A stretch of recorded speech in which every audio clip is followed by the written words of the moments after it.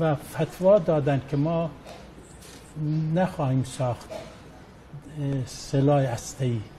ما به عنوان خدمتگزار مردم، نماینده کوچک مردم، من فکر می‌کنم ما نمایندگان از حضرت آقا استدعا کنیم که آقا اجازه بفرمایید. الان که اینا رو بی اتهام دارن ما رو میزنن، دارن فرزندان ما رو شهید میکنن، دانشمندان هسته‌ای ما رو شهید میکنن، فرماندهان عزیز سپاه ما رو شهید میکنن. اجازه بفرمایید ما بمب اتم داشته باشیم. این که حالا فعلا در راهبرد دفاع جمهوری اسلامی به عنوان دکترین نیست، ولی ما به عنوان ممنوعیت خیلی جدی داره و فتوای رهبر بالاخره ما نمایندگان مردم باید استدعا کنیم، بریم دست بزنیم آقا اجازه بفرمایید. شما نکته واسه تکلیف ما رو باید روشن کنن. اینطوری نمیشه به یک اتهام دروغین دائما ما داریم مؤاخذه و محاکمه میشیم.